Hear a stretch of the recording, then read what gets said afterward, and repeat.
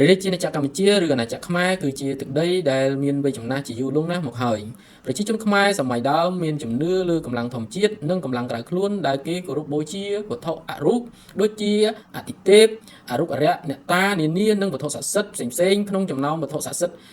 ទាំងនោះមនុស្សតែងតែមានជំនឿតៗគ្នាផងដែរអំពីចែកកាច់ឬខ្នាយតាន់ជព្រៃដែលគេជឿថាជាវត្ថុស័ក្តិសិទ្ធិដល់កម្រដែលខ្មែរមានជំនឿយូរលង់ណាស់មកហើយឈានទៅដល់ការរៀបរាប់អំពី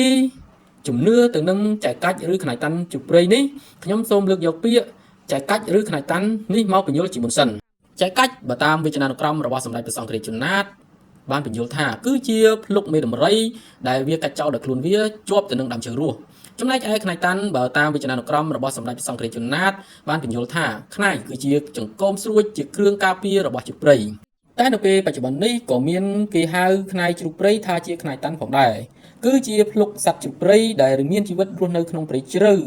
ជ្រូកព្រៃតែងតែប្រើខ្នាយដល់មុតស្រួចនិងសាហាវរបស់វាដើម្បីការពារខ្លួននិងសម្លាប់សត្រូវហើយគេជឿជាក់ថាព្រលឹងសត្វដែលបានស្លាប់ដោយសារជ្រូកព្រៃសម្លាប់ទាំងនោះបានស្ថិតនៅខាងចុងភ្លុកហើយនៅពេលដែលភ្លុកវាដុះវែងវានឹងជ្រុះនៅពេលណាមួយដោយសារតែជ្រូកព្រៃយកភ្លុកវាទៅត្រដោះនឹងគល់ឈើ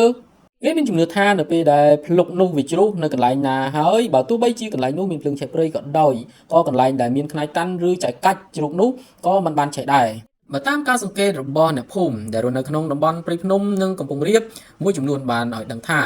ជ្រូកព្រៃមានទម្លាប់រស់នៅជាហ្វូងហើយនៅក្នុងហ្វូងជ្រូកព្រៃនីមួយៗមានមេហ្វូងដែលជាជ្រូកឈ្មោលដែលមិនត្រឹមតែមានមាឌធំហើយខ្លាំងជាងគេនោះទេថែមទាំងកាចសាហាវទៀតផងនៅក្នុងគណៈពេលដែលមានកូនជ្រូកព្រៃទើបតែនឹងកើតមកមេវងជ្រូកព្រៃដ៏កាចសាហាវនោះតែងតែសម្លាប់ចោលនៅរាល់កូនជ្រូកព្រៃឈ្មោលណាដែលវាទទួលស្គាល់ថាមានមហិទ្ធិឫទ្ធិដូចវាការសម្លាប់កូនខ្លួនឯងដូច្នេះគឺបណ្ដាលមកពីមេវងខ្លាចក្រែងកូនឈ្មោលនៅក្នុងវងនោះនឹងមកដណ្ដើមអំណាចនៅថ្ងៃក្រោយតែប្រសិនបើមេវងវាដឹងខ្លួនថានឹងស្លាប់វានឹងទុកកូនឈ្មោលណាដែលប្រកបដោយលក្ខណៈសម្បត្តិរឹងមាំមានដុសខ្នាយវែងជាងគេដើម្បីទុកឲ្យដឹកនាំវងជ្រូកព្រៃបន្តទៅទៀតចំពោះមេវងជ្រូកព្រៃដែលចាស់ជរាខ្លាំងវាដើរទៅរកកន្លែងណាដែលមានដើមឈើដើម្បីយកខ្នាយតាន់របស់វាទៅកាច់បំបាក់បង្កប់ចោលនៅនឹងដើមឈើនោះ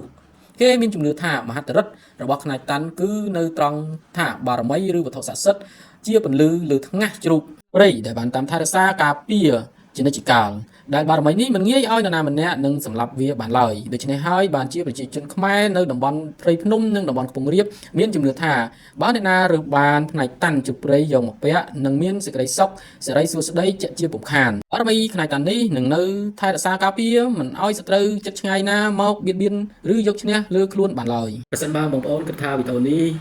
មានប្រយោជន៍សូមជួយ like និង share ម្នាក់មួយផងសូមអរគុណ